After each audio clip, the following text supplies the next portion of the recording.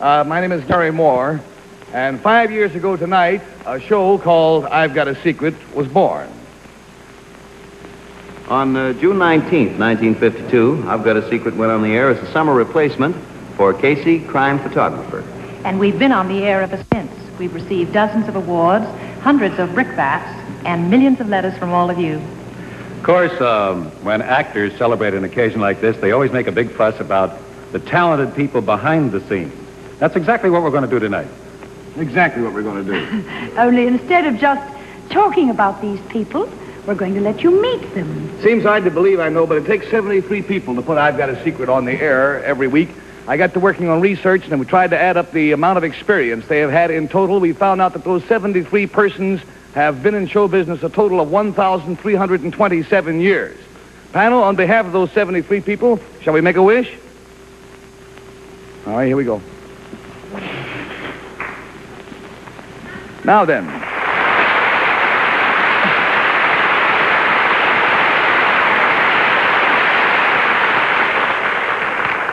This is a rehearsal light, and this is what our stage looks like before the show comes out of the air to you. Now, if you'd like to know what stagehands do, we're going to show you right now.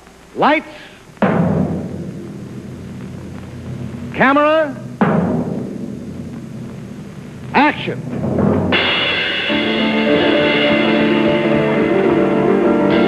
This is our stage group. Jerry Callender and his men from the prop department, Ed Gasverdi and his men from the carpentry department, overall lighting by Max Greenfield and his department. They have been at work now about 10 seconds in putting up this whole set that you're used to seeing every week on the street.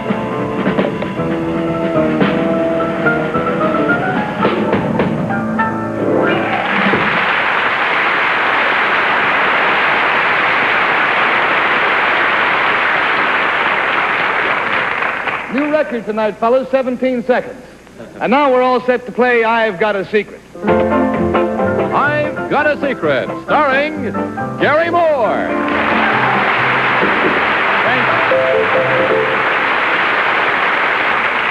Seated to my left is a very close friend of mine. He is well known to all of our panel and all of us here, but I will ask him to identify himself to you. Will you tell the audience what your name is? Eddie Mendelson. Eddie Mendelson. And Eddie, what is your job? I'm the studio supervisor of this studio. How long you been in show business, Eddie? 34 years. 34 years. All right, Eddie Mendelson has a secret. He's going to whisper it to me. At the same time, we'll show it to you folks there at home. Here we go, Eddie.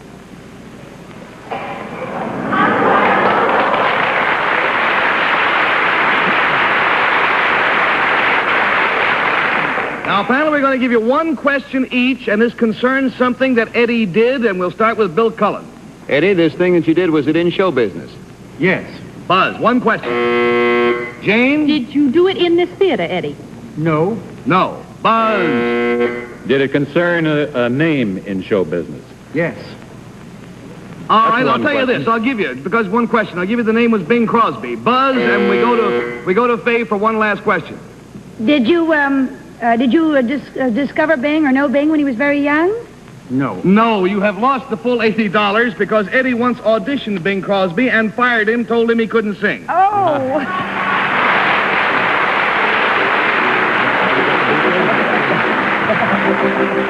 That was back in 1924 when Eddie was stage manager of the Music Box Review for Sam Harris and Irving Berlin, and Bing Crosby auditioned for the show. What was wrong with Bing singing, Eddie? Well, he couldn't be heard past the third row. His voice just wasn't strong enough. Of course, in those days, they didn't have microphones in the theater. All right, so you had to fire Bing Crosby. Now, in 1935, Eddie Mendelson produced his own Broadway show called Squaring the Circle. And who was signed on to star in that show? Humphrey Bogart. Humphrey Bogart. What was his salary? $125 a week. $125 a week. Didn't something happen during rehearsals, Eddie? Yes, he and the director could not get along together. So, in 1935, poor Eddie had to fire Humphrey Bogart. But the show ran more than 6 months on Broadway. Now, in 1940, Eddie was the stage manager of a show called Hold On to Your Hats, starring Al Jolson and Martha Ray. And there was a young fella signed to play the juvenile lead that gave you a problem, I believe, wasn't it? Yes, he kept chewing gum while he was reading his lines. And you had to fire him, too? Had to fire him, too. What was his name, Eddie? Van Johnson. Eddie, we want to thank you for being with us. You have your $80. Your carton of Winston in your office is lined with them. Don't fire any of us until the show is over. Thank you, Eddie.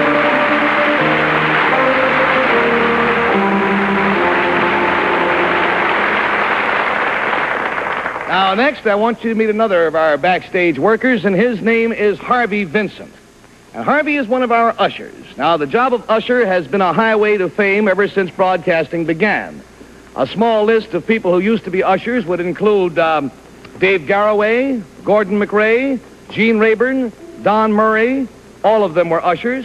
As a matter of fact, Henry Morgan was an usher at WMCA here in New York City.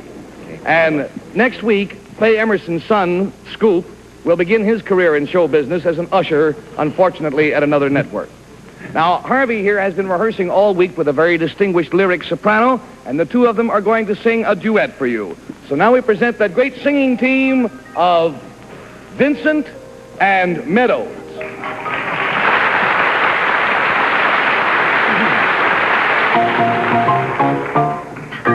I hear singing and there's no one there. I smell blossoms and the trees are bare. All day long I seem to walk on air. I wonder why. I wonder why.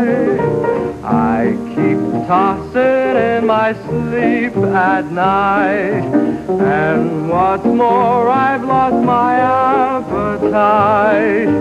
Stars that used to twinkle in the skies are twinkling in my eyes. I wonder why.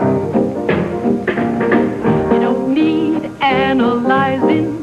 It is not so surprising that you feel very strange but nice. Your heart goes pitter-patter. I know just what's the matter because I've been there once or twice. Put your head on my shoulder. You need someone who's older. Or rub down with a velvet glove. There is nothing you can take to relieve that pleasant ache. You're not sick, you're just in love. You don't need and there's no one there. I smell blossoms and the trees are bare. All day long I seem to walk on air. I wonder why. Because I've been there once or twice.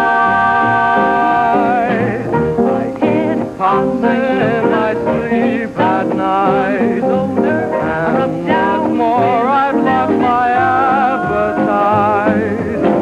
There is nothing you can do to relieve that pleasant ache. You're not sick, you're just I wonder why.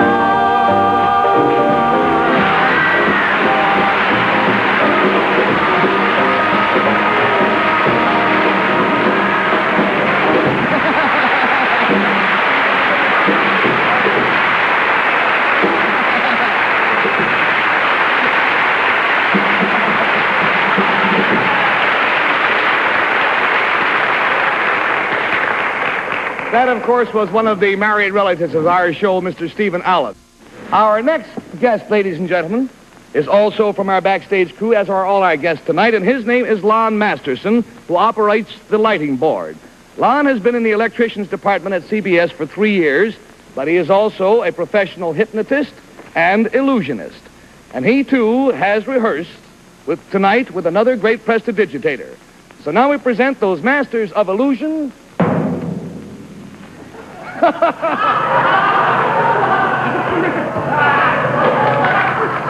Masterson and Cullen.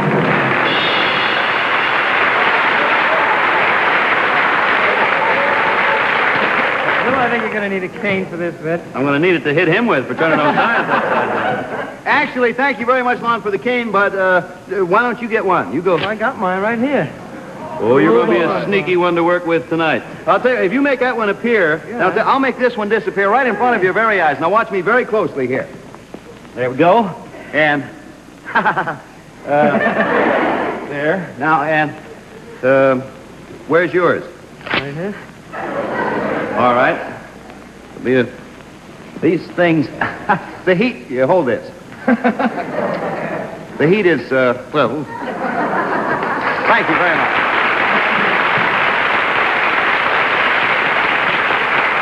Now, Bill, we'll give you one that I really think you'll have difficulty in topping. Ladies and gentlemen, you are about to see a feat that has never been before accomplished or attempted here in the United States. Defying all danger, Mr. Lon Masterson will attempt to walk barefooted over a bed of flaming coals. The fire has just been ignited. I promise you it is real fire. He takes his shoes off. Clips are put around the cuffs of the trousers so that the trousers will not catch fire. Now, we'd like to have you be absolutely quiet while this is going on, please.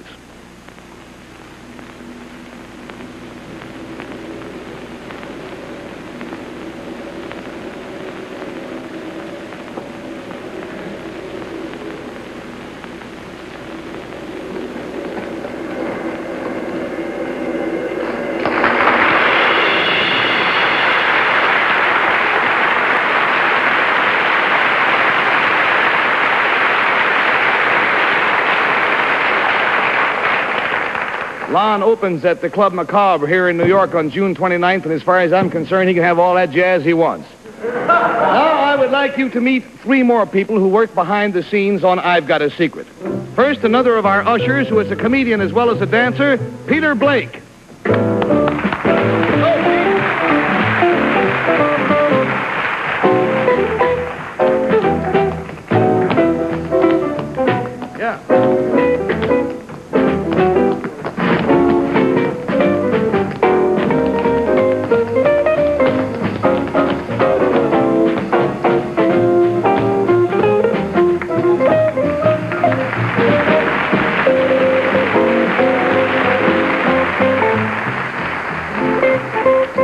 Here's our cameraman, operates camera number 1. He danced and acted in the Broadway musicals Boy from Syracuse and Keep Off the Grass. This is Lee Framan. Go, Lee! Ho, ho, ho.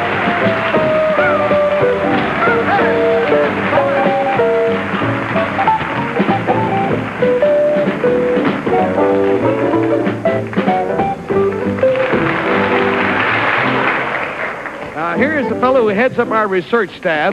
He appears as an actor on Broadway and television, and in his hometown of Minneapolis, he used to be a dance instructor for Arthur Murray Studios. This is Rog Peterson.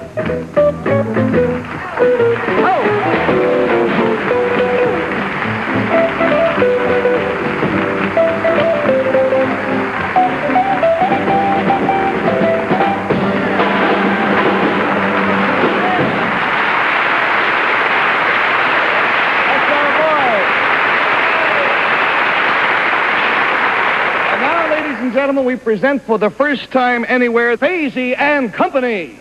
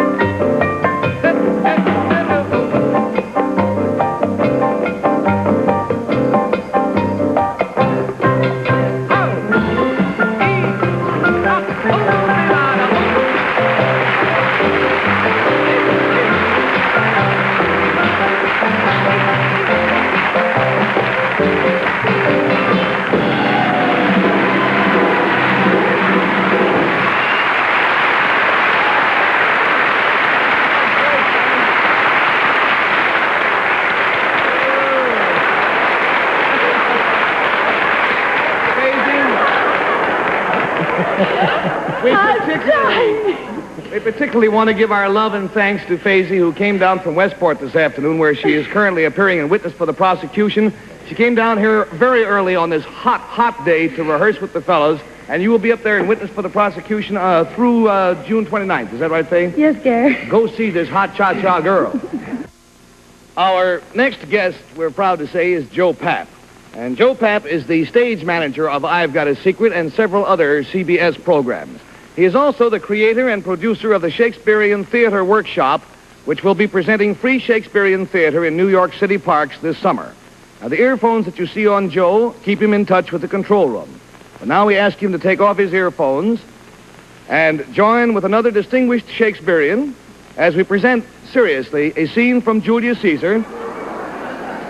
Henry, that shirt. This scene features Mr. Joseph Papp and Mr. Henry Morgan.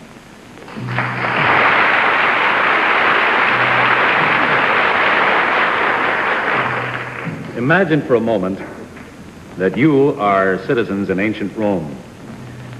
It's the 15th of March in the year 44 B.C., and you're in the marketplace.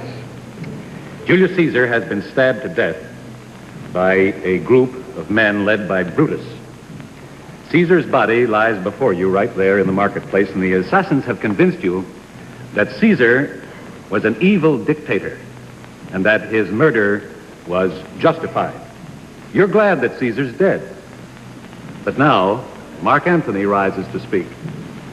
He calls you his friends, and all he asks of you is that you lend him your ears. And slowly, as he speaks, you realize what you have lost in Caesar, and the tide of your feelings begins to turn. But yesterday the word of Caesar might have stood against the world. Now lies he there, and none so poor to do him reverence. Oh, masters, if I were disposed to stir your hearts and minds to mutiny and rage, I should do Brutus wrong, and Cassius wrong. You all know are honorable men. I will not do them wrong. I rather choose to wrong the dead, to wrong myself and you, than I will wrong such honorable men. If you have tears, prepare to shed them now. You all do know this mantle. Look! In this place ran Cassius' dagger through. See what a rent the envious Casca made. Through this, the well-beloved Brutus stabbed. And as he plucked the cursed steel away, mark how the blood of Caesar followed it, as rushing out of doors to be resolved if Brutus so unkindly knocked or no. For Brutus, as you know, was Caesar's angel. Judge, oh you gods, how dearly Caesar loved him. This was the most unkindest cut of all. For when the noble Caesar saw him stabbed, ingratitude, more strong than traitor's arms, quite vanquished him.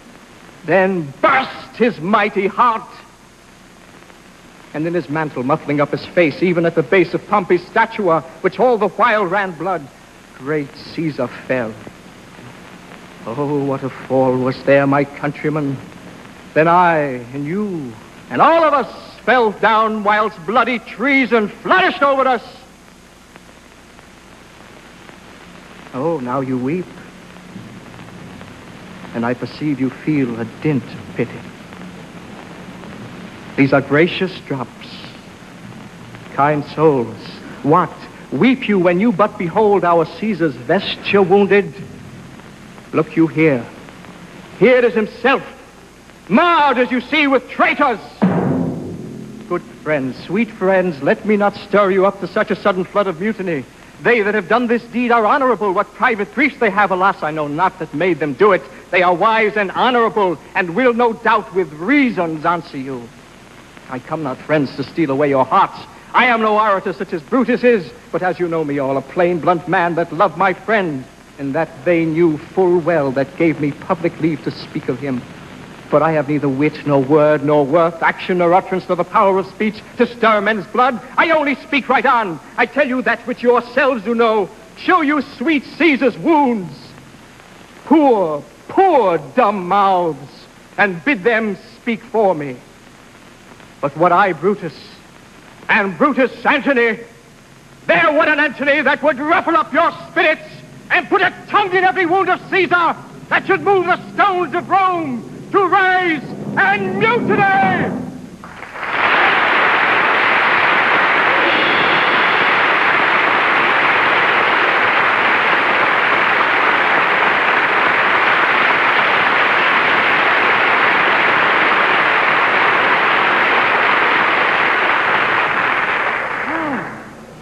You're going to be a hard man to follow.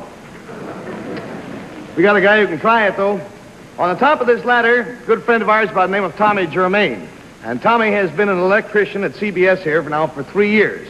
Before that, he sang in opera and in the chorus of Guys and Dolls.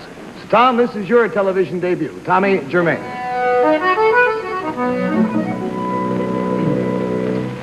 Guardamari come bello, spera tanto sentimento, a mio tuo vis accento, che me desto fa sognar. Senti come lives a lei, da giardini odoranti, un profumo non veguale, per chi palpita d'amor. E tu dici da patto addio, da lontani, dammi cuore, questa terra dell'amore, alla forza della scienza. Ma non mi fuggir, non darmi più tormento, donna sorriento, non fammi morire.